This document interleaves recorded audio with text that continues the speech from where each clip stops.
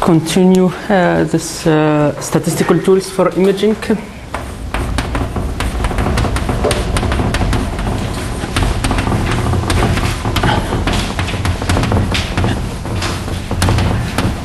Yesterday I introduced what is a random variable,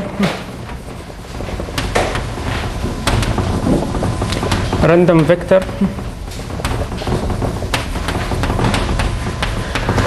and I stopped at random processes.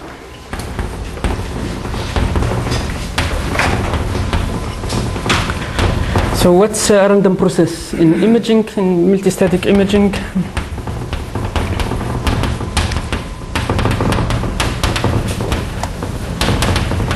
If the measurements are time dependent, then the signals are random and a random function of time. Okay? The collected signals are random because of measurement noise or because of medium noise. I introduced it yesterday.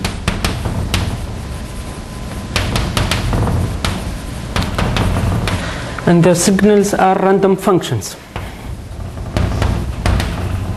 So random in time, random process is just a random function. Okay.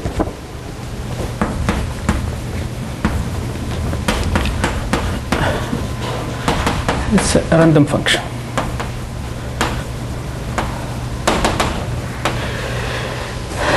I will call it xi of t. Xi was my random variable yesterday. Xi of t is my random function as function of t. Okay. And xi of t is a realization of a random process. Okay.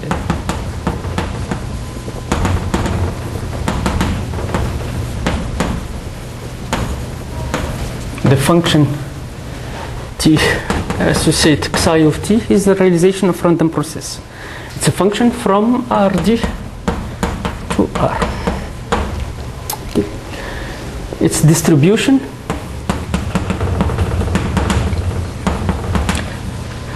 the distribution of this random process xi of t can be characterized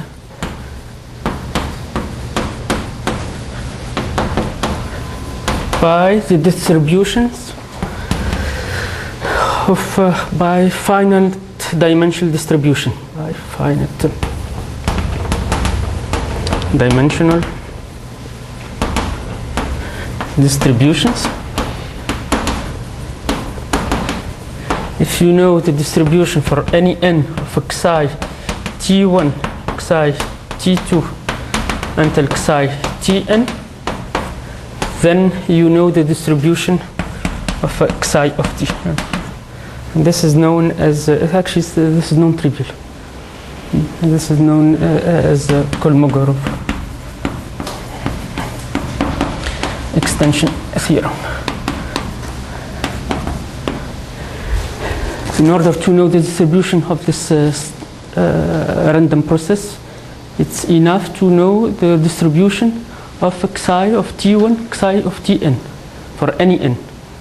And t1, tn are in the interval of interest. Okay. Okay. So as for random variables, usually we don't know the complete description, statistical description of the random variable. Okay. And we use complete statistical distribution. Distribution in are unknown. But to describe the random variable, we use first moments. This mean, this variance. This is the first two moments that we use to describe a random variable. We use mean and covariance matrix to describe a random vector. For a random process, we use same. We use mean. This is first moment.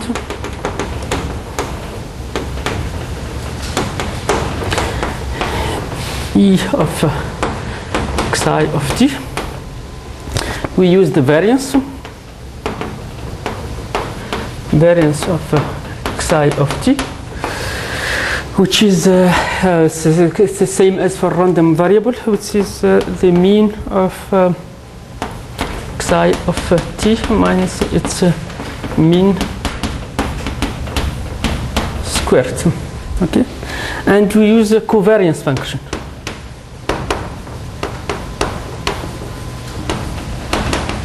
Covariance function is a function of t and t plus 2, and is defined by this. It's the expectation of the random process et minus its expectation times et plus 2. It's shifted minus expectation.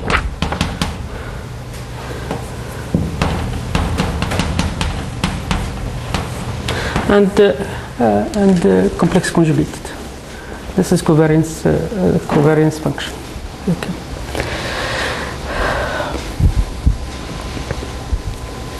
We say that so for random vector, for random variables, we say that the random is Gaussian if its probability density function is Gaussian. Okay. For random process, we say that xi of t is Gaussian process if any linear combination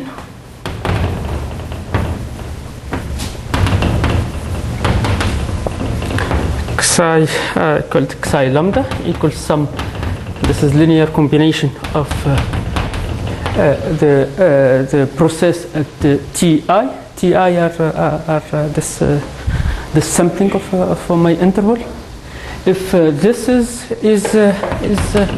Gaussian. Okay. So it has a Gaussian distribution. Means that its probability density function is given by psi xi of lambda x is equal to 1 over square root 2 pi sigma lambda. This is the variance. Exponential minus x minus m lambda square, and here 2 sigma lambda square. Okay. So process is Gaussian if it's any linear combination of xi ti are Gaussian, are with this probability density function. Okay. We say that it's stationary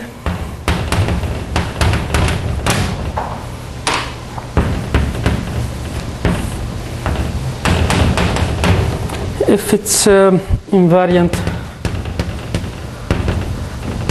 to a shift in the origin. Means that xi t0 plus t. This is we shift the time in distribution. It has the same distribution, statistical distribution, as xi of t. Okay. For any t0. Lambda lambda is equal to lambda 1 lambda n, and I is equal to 1 to n, and the vector in Rn. Good. So it's stationary if it's independent to shift in the origin, and this holds for any t0. Okay. I'm introducing this because I would like to describe random noise. So we describe medium noise as Gaussian noise by the central limit theorem. Now I would like to describe a medium noise. Okay. So medium noise is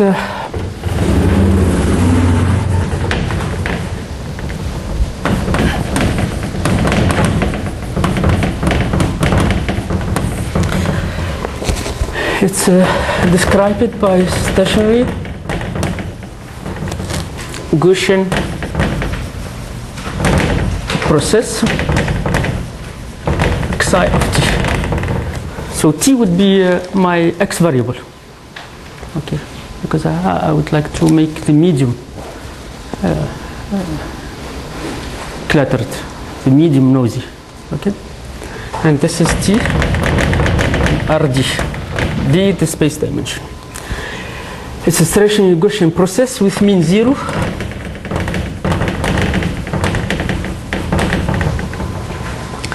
and covariance function c of 2 equal to the expectation of xi of 2, xi of 2 plus 2.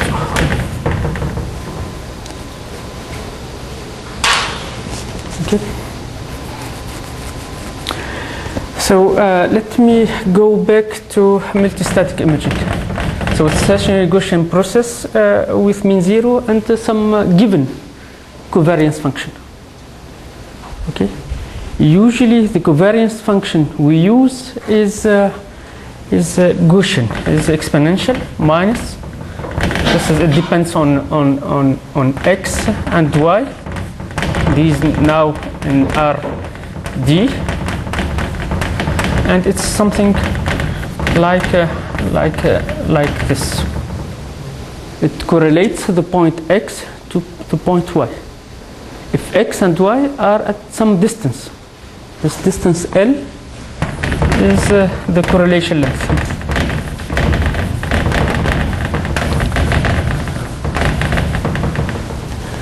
And for medium noise, because if x is the distance between x and y is much larger than L, then x is not correlated with y. The noise in x is not correlated, and the fluctuation of the coefficient at x are not correlated with the fluctuation of the coefficient at y. Okay. So this fundamental distance it measures the correlation in space. Okay. Now this distance in imaging should be of order the wavelength 2 pi of omega. So I have multistatic configuration. So I have this is my array. I introduced yesterday. This is arrays of receivers and transmitters.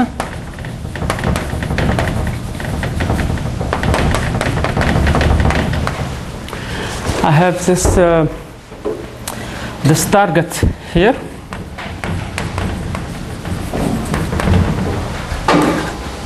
and this target is inside some medium which is noisy. Means what? Means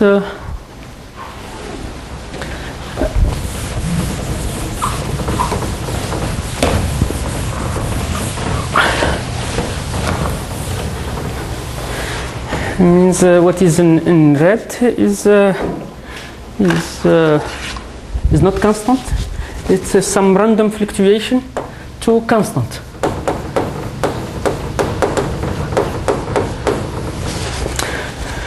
And Helmholtz equation written in this context is, let me assume that mu star equal mu 0. So this is mu star, and this is epsilon star. This is epsilon 0 and mu 0. This is electromagnetic parameters of the background, electromagnetic parameters of the target. Okay. And the wave propagation is described by Laplacian plus k square 1 plus this noise u equal to delta function at y. This is y. This is the emitter or the transmitter. It emits a wave, it propagates, and the solution u is a solution to the Helmholtz equation, where now k0 square is like yesterday, so omega square epsilon 0 mu 0, but the medium is not constant. This is constant medium.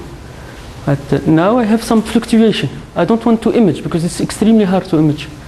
If I can image the noise, then I can image everything. It's extremely nice, hard. Okay? But I want to image the target. The target is with epsilon star. So this is I will call omega prime. This I can call it D. This is the key of outside D plus I can write it like this, and plus omega star over omega 0 minus 1 key of D U equal delta Y. So this is the target. This is the electric contrast of the target. Okay, and this is the fluctuation in the medium. I want to image this without knowing this noise, but I have to model this noise. So I model the noise, and this is like a random process. I wrote it down. Random process,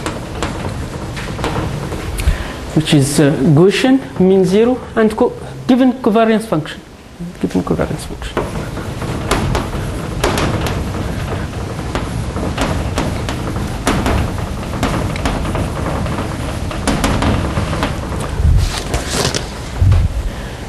It has not to be Gaussian, but in many examples, this Gaussian model is enough. Okay, it has a small amplitude too. Otherwise, I cannot image the target. If the effect of the noise is much larger than the effect of the target, then I cannot image the target. So it has a small amplitude.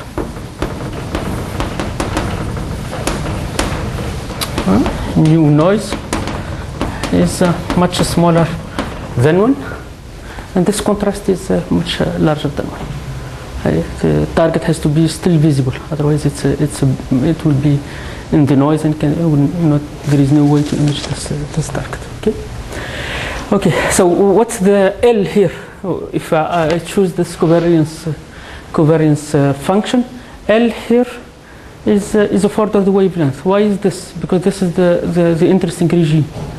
There is maximum interaction between the wave and the medium. If the correlation length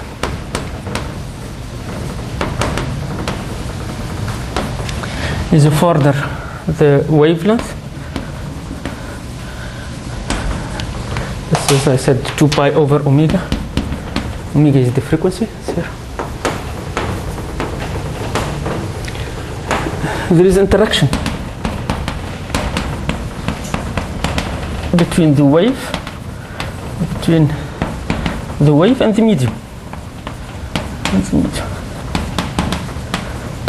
Assume the wavelength is much larger than this correlation length. It will homogenize the medium. It will look like it's propagating in some effective medium with slightly different deviation from 1. If it is smaller than the correlation length, it's too hard. It's a very high regime, very high frequency regime. If it's exactly of the same order, then there is interaction. And actually, if you think about what this interaction perturbs first, it perturbs the travel time. I introduced this yesterday. Okay, it doesn't perturb the amplitude of U. It perturbs the travel time from a point to another.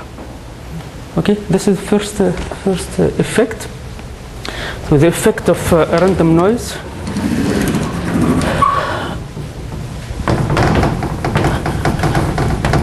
effects of medium noise. I call it either medium or clutter noise is the travel time, which means the phase of the solution. Travel time in time domain, it's the same as phase of the solution. Phase of U, and it's not the amplitude of U. first effect is on the face. Okay? So if you have, you take the, I will be back to this afternoon when we will study this imaging algorithm and try to write down the best algorithms in the sense of resolution and stability. I will be back to this. But travel time is you have travel time is nothing else than how it propagates from this point, let's call it Z, to Y or to X when it goes through this random medium. And what's the difference between propagation in the random medium and propagation in the homogeneous medium? The difference affects first the phase of the solution and not the amplitude of the solution. Okay? And then if we want to make algorithm which is stable with respect to medium noise, we have to be very careful about the phase. So the algorithms I'm going to show for Helmholtz equation uses the phase. And they work because the propagation is in a homogeneous medium. So we know the medium where we backpropagate the signal, where we compute this phase. So it's computed in correct way. If the medium is random, then it's computed in incorrect way, and this makes the algorithms poor in a random medium. Okay.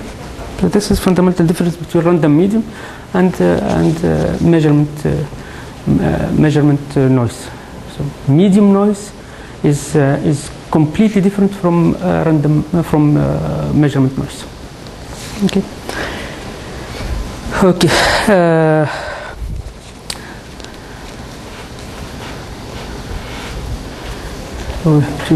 Okay. Now we will need.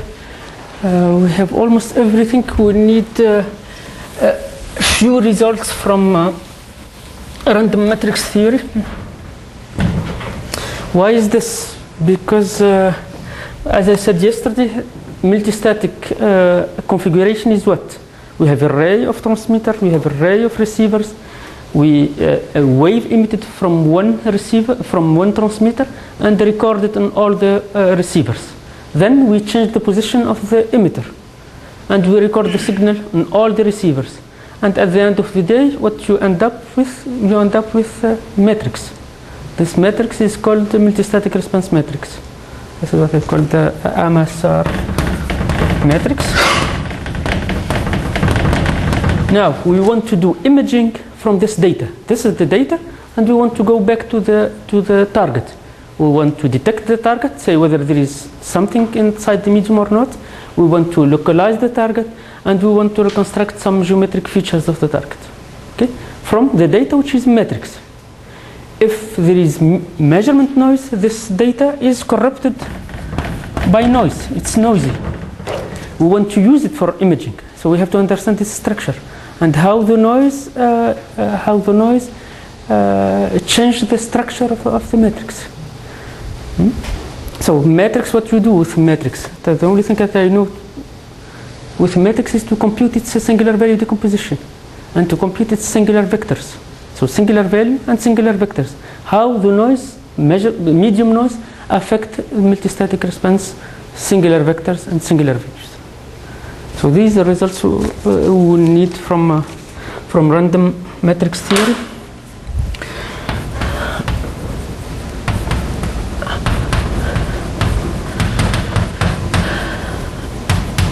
Because our data is matrix and it's corrupted by noise. If it's not corrupted by noise, there is no noise, we don't need any result from random matrix theory. Okay. So the results I'm going to show, they are of two types. To show and the results we will need this afternoon for detection, to say whether there is something or not, and for localization, to find the location of the target. So first result is about global distribution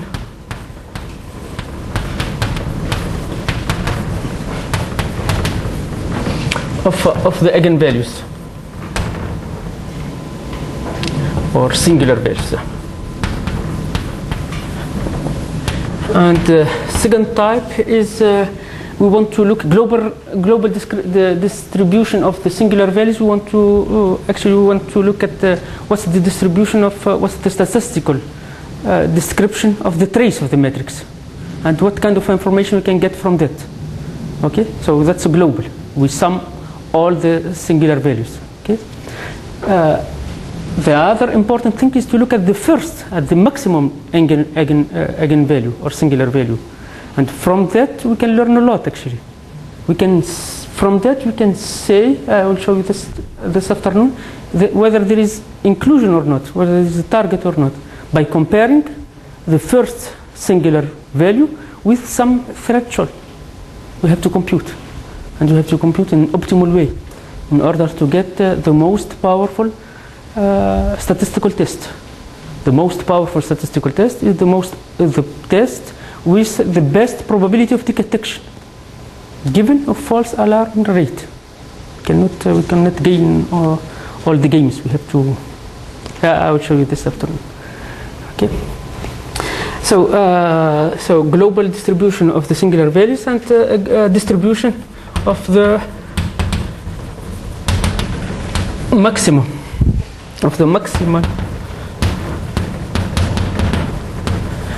singular value. Actually, this random matrix theory has been studied a lot in physics, actually in quantum physics. And I think that this is one of the first applications in imaging, because this is the right context. This is in the data. So let me introduce this. There is exactly the results we will need. So there are two types of results: whether the matrix is real or complex. Okay. In conductivity, the matrix is real. Why? Because the Green function is real. Okay. For small inclusions, it would be real. For Helmholtz equation, Green function is complex. The matrix is complex, and the results are different. Okay. So let me start with symmetry. From the reciprocity principle I showed yesterday, the matrix is symmetric. If it's noisy, it may not be symmetric. But the first thing that we do, we symmetrize the matrix. So reciprocity principle. What was the reciprocity principle? Reciprocity principle was the fundamental solution at x and y for inhomogeneous medium is the same as the fundamental solution of y and x. This shows that the multistatic response matrix is symmetric. Okay.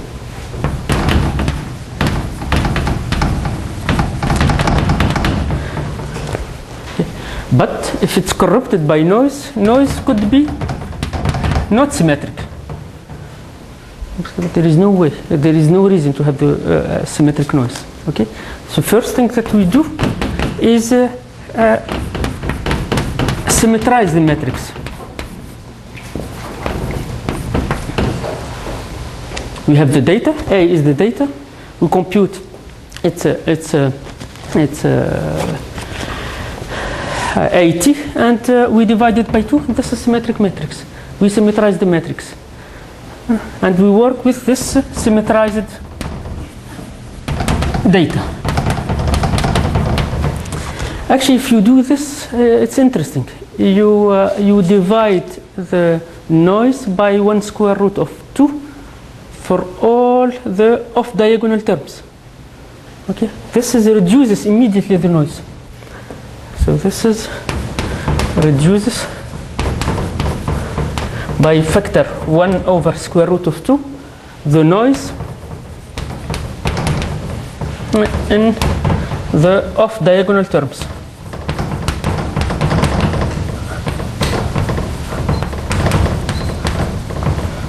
If the noise is Gaussian, okay, we assume that we are under this assumption of measurement noise. Measurement noise is Gaussian, the entries of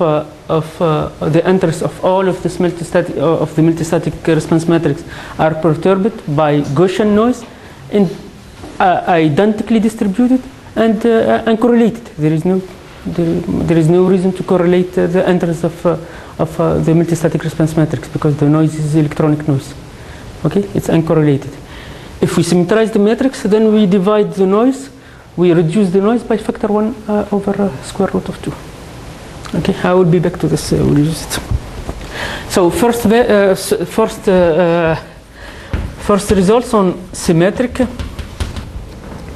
real matrices of size, just for simplicity, n times n. I will introduce this. It's called the GOE, and it means this is Gaussian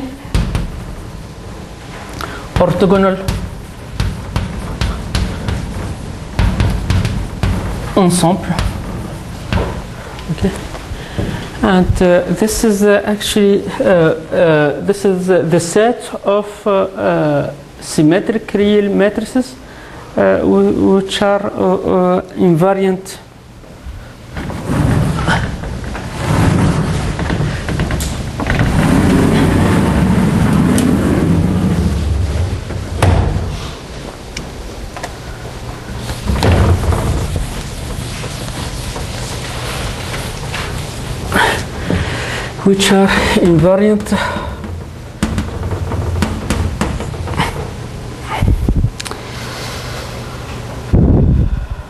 by any rotation.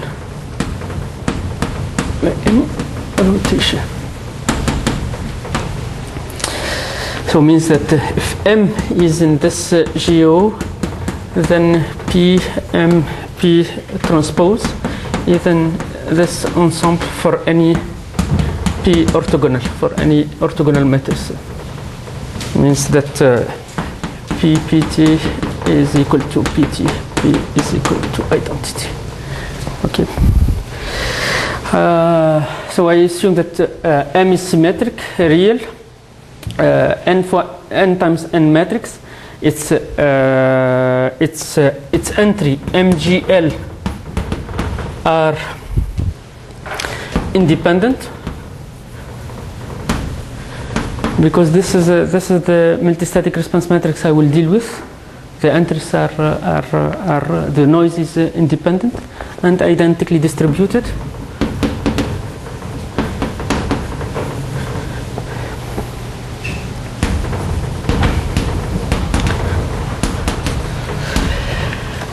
And this statistic is a normal distribution of mean 0 and variance 1.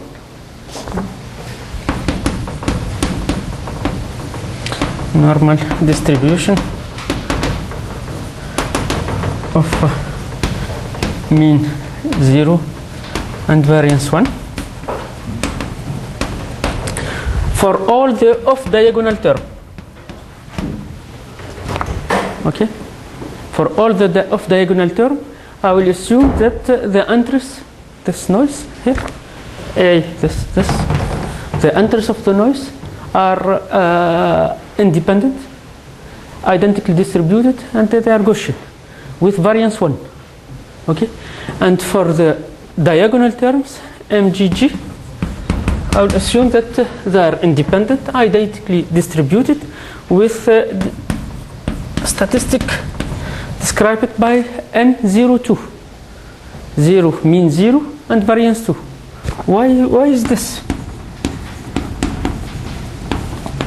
Because of what I just said here. We have a multistatic response matrix. It's not symmetric, but we symmetrize. So we symmetrize the noise. If we symmetrize the noise, we reduce the noise by factor 1 over square root of 2. Means that the variance of the off-diagonal terms is, if we normalize it, is 1. But the variance of the diagonal terms is 2 because of this operation. So at the beginning, the entries are all with mean 0 and variance 2.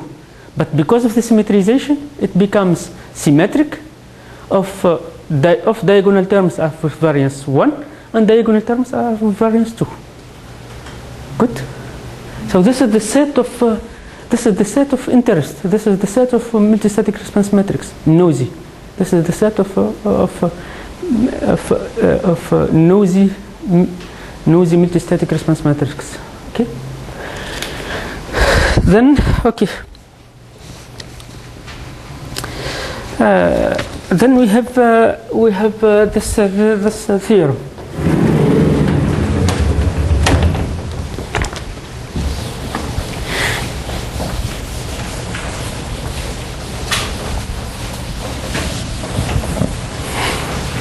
Theorem says let lambda 1 lambda n be the eigenvalues of M.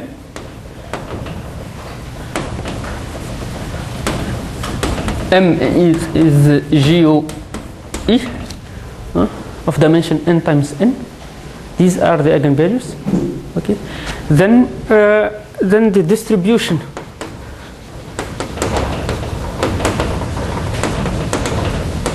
of the random vector. The eigenvalues are random vector. Okay. So what's the distribution of the random vector lambda 1 lambda n?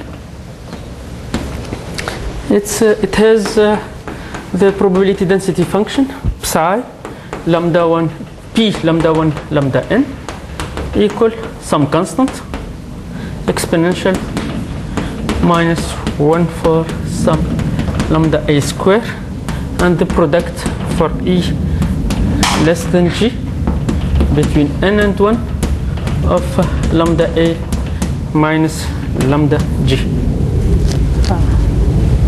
This is a tough theorem, but it gives the distribution of the eigenvalues.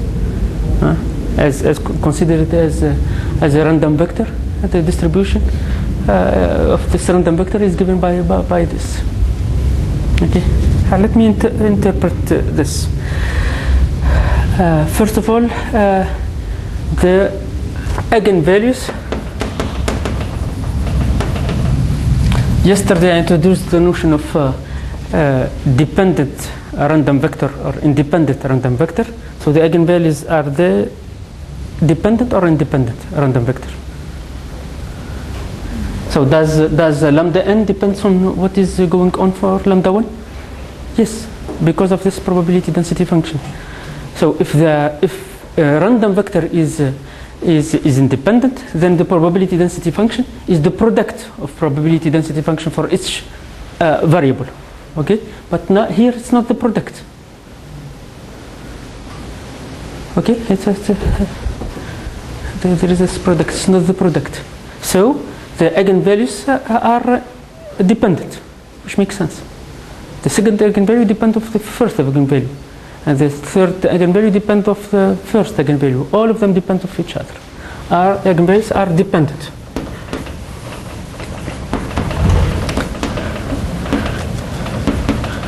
Are dependent random vector.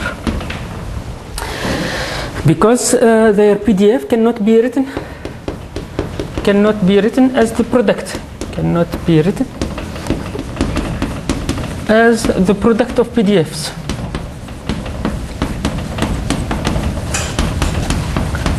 For each variable. It's not the product of PDF of lambda 1 times PDF of lambda 2 times PDF of lambda n. Second interesting observation is known in physics. In imaging, it has interesting, because of this, it has interesting interpretation. Because of this product, there is what it's called in physics. This is manifestation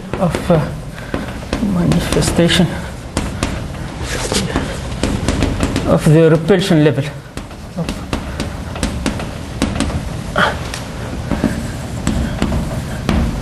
Means what? If you look at the first eigenvalue, the first singular value,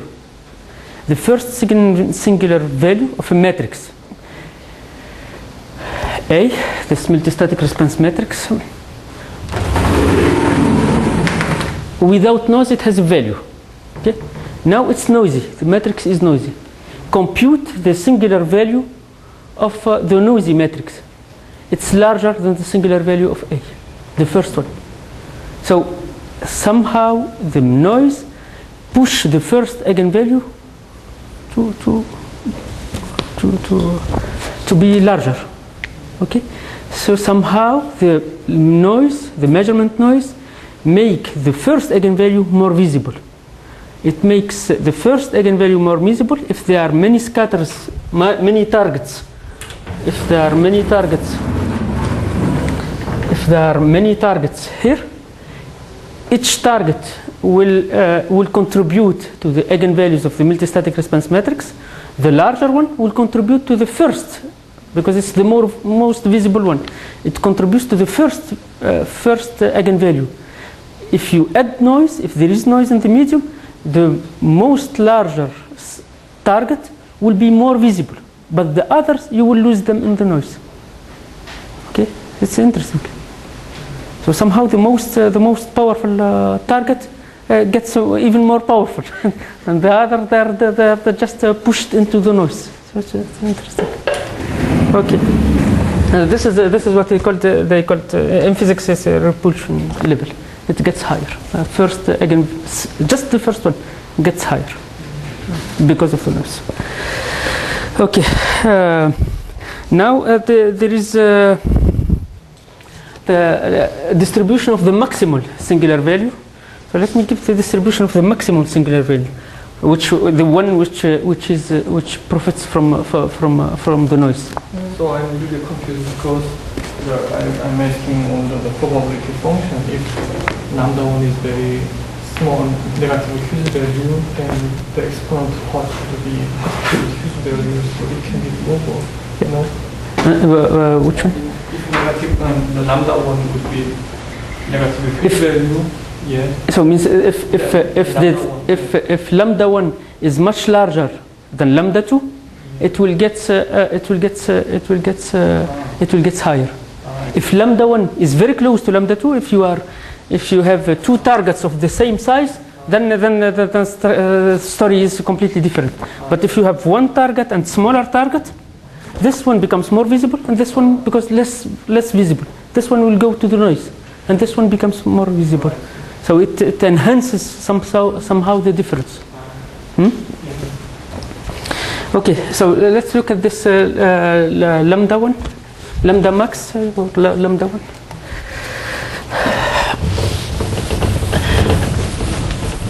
So this result holds for any n.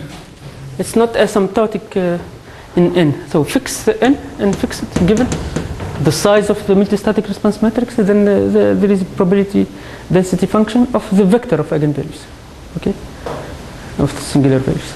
Now for maximum one, lambda maximum, called it depends on n, and the result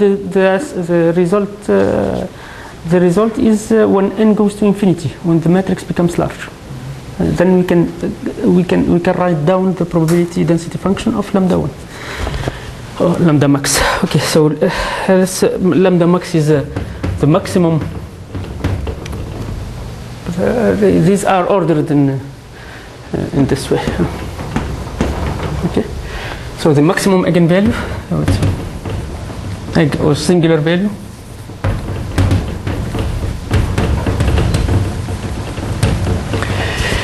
then lambda max n, when n goes to infinity, it goes to 2. It converges to 2. When the matrix becomes very large, and the matrix is with entries, where is the entries of the matrix? With entries, random variables independent with mean 0 and variance 1 in the off-diagonal term, mean 0 and variance 2 in the diagonal term. If you compute the first eigenvalue, it goes to 2 when the size of the matrix goes to infinity. Okay. We are interested for imaging, we are interested in the fluctuation here. So first corrector to this.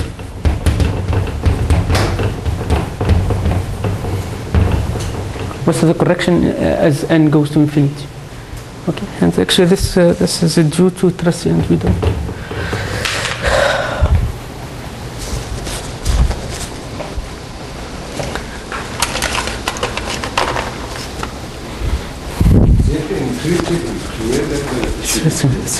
It's very hard.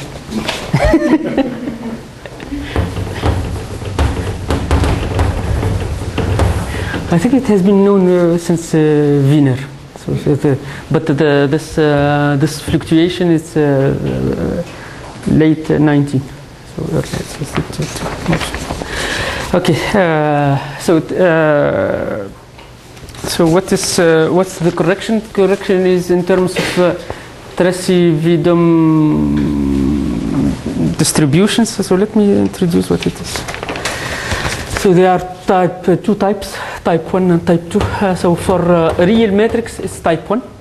So type 1 is some variable with PDF pxi, ptw1 of x dx defined by, this is probability density function of Tracy-Vidom random variable. Its probability density function is given by this. This function is defined by this one is exponential minus 1/2 the integral, some complicated formula.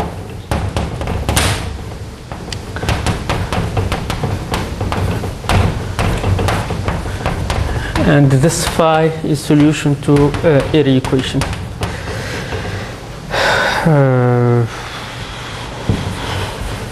Solution to this equation, phi is x plus 2 phi squared x, and it behaves like Airy function when x goes to infinity.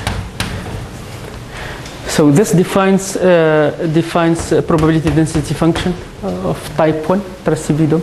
So we define it by compute the solution of this equation. Then plug it in here, and PTW1 is defined for any y by this identity. Its integral from minus infinity to y is given by this one. This one is cumulative distribution. We cumulate from minus infinity to y.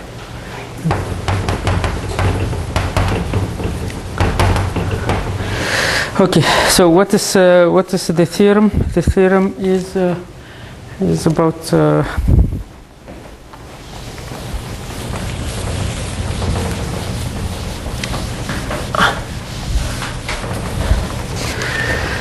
we have the following. We have sigma of I call it lambda max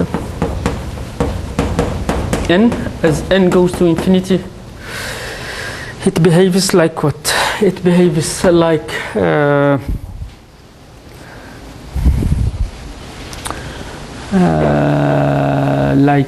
so the variance of the entries was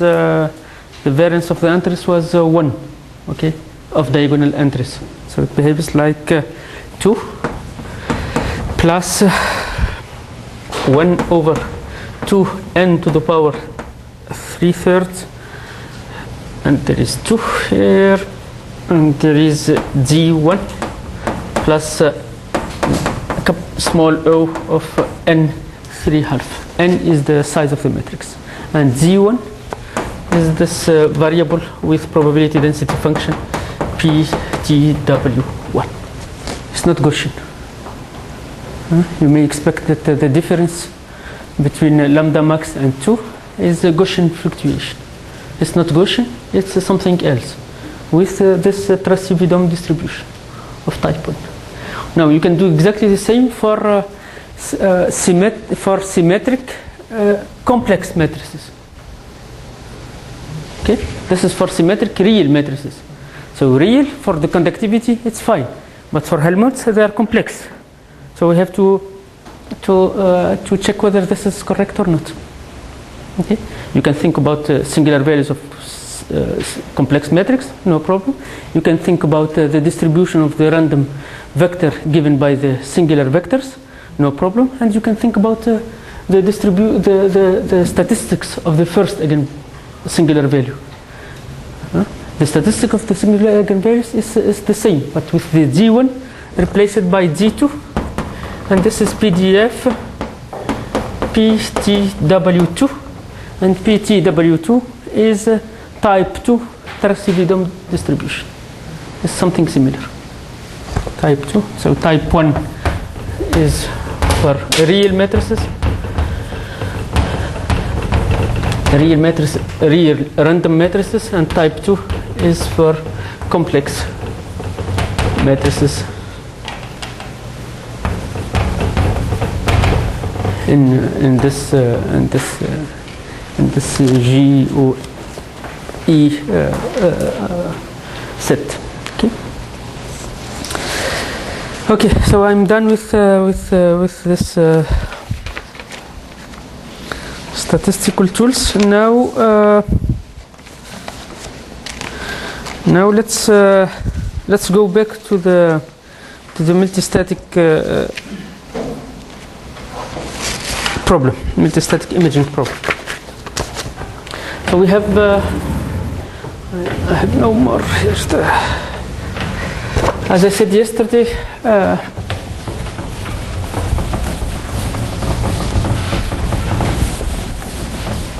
I'm going to consider small targets compared to the wavelength, and the small changes in the interface.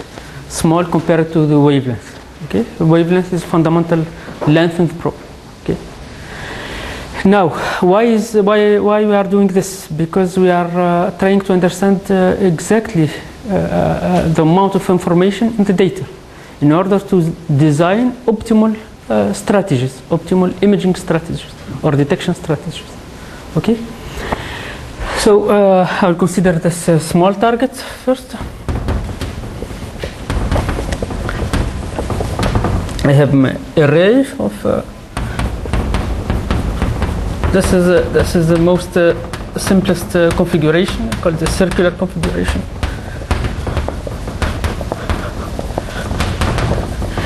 For simplicity, I will assume that the array of transmitter and the array of receivers are the same.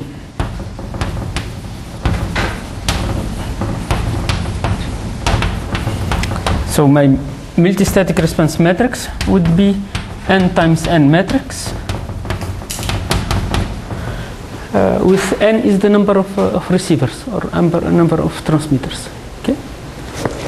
So in order to understand what's this matrix, we make asymptotic expansion with respect to the characteristic size of the target. This would be the asymptotic parameter. This is, I will call it delta. So I assume that the target is small, is of size delta. Delta is, for the wave propagation problem, is small compared to the wavelength. And I will make a asymptotic expansion of this in terms of delta. Okay. So let me start with the conductivity problem.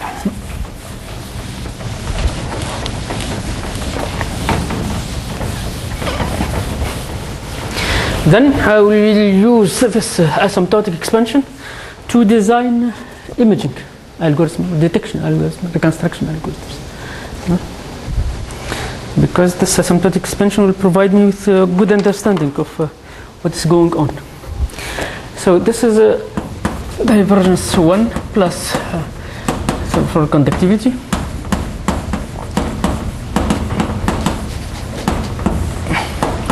Gradient U is the electric potential, equal 0. I'm injecting, here let me do it first for, like yesterday, for the free space. Okay, U minus H, this is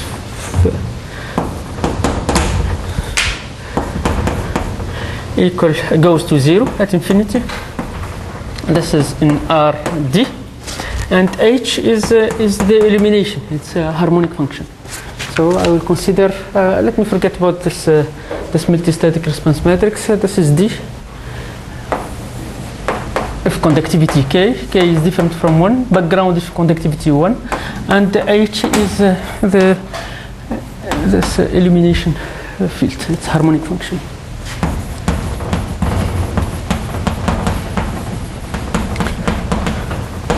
Okay, I want to expand U far away from D in terms of the size.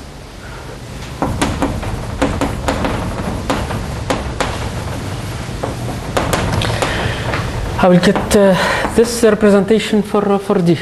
As D, I will call it D, some point inside, plus delta B, where B is of size 1, and delta is the small parameter.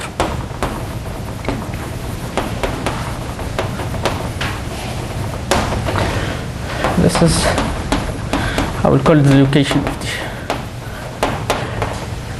If I find any point inside D, I'm fine, because it's small, so I'm finding it.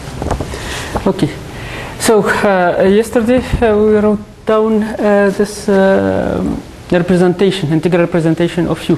So integral representation of U in terms of this Newman-Poincaré operator is H plus single layer potential on D. Lambda A minus KD star minus 1 normal derivative of this illumination on D. Okay, lambda is related to K by K minus 1 2 over K plus 1. K plus 1 over 2K minus 1. Is that right? Yeah. Okay, so let me expand, write down what it is. So I'm interested in the perturbation U minus H. Okay, so dH d nu formally. This is what? This is on dd. This is nu times gradient of H on dd. H is a harmonic function, so this is the nu approximately nu gradient H of D. Okay, it's a smooth function, so I can expand it on the boundary in terms of D. Plug in this here, you will get to U minus H is equal to single layer potential of what? Of lambda A minus KD star minus 1 of nu, and I can get out this gradient of Hz. Okay, this is nu of y. Write it like this. And here the integral on d sigma y. Okay. Now x is far away from y. Y is on the boundary. Nu is this outward normal. Okay, so I can make Taylor expansion of this one.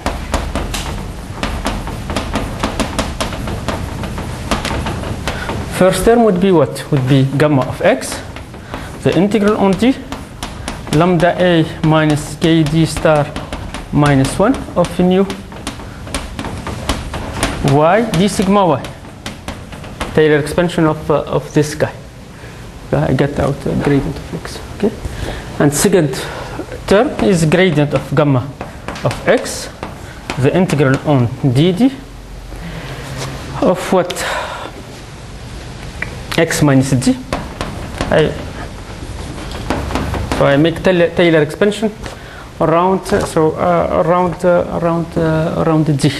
Okay, I write gamma x minus y. This is gamma x minus d plus gradient of gamma x minus d on y minus d. Plus higher order terms. Second term is the gradient of this guy. I have y minus d here. I have lambda a minus kd star minus 1 of nu at y d sigma y. Okay. So this term is 0. Why is this? Because this is what we did yesterday. Nu is mean value 0.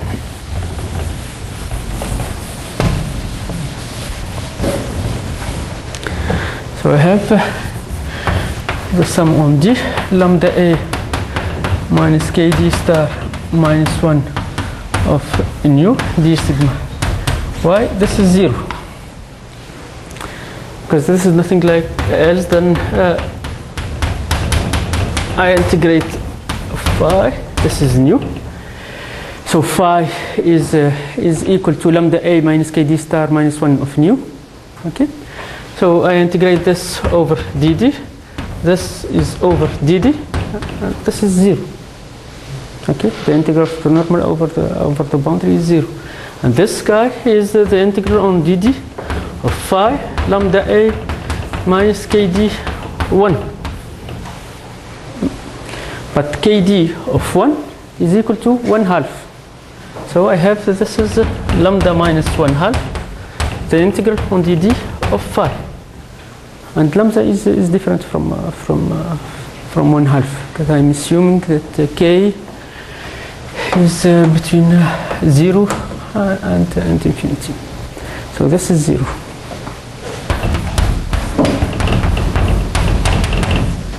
So what is left? What is left is here. I will write it here. Gradient of gamma x minus z times the integral on dd lambda a minus kd star minus 1 of nu minus d sigma y, this quantity, times what? Times gradient of ag. This is the first, this is leading order term. This plus something of a higher order. Now here I'll write down that this is dd is what? Is d, the boundary of z plus delta b. Z plus delta b. Okay. So and make a change of variable. Translate and then rescale. So change of variable.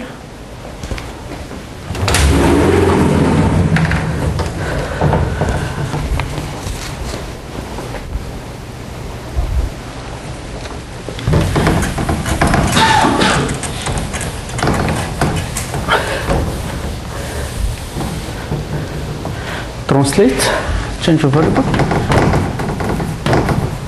and rescale.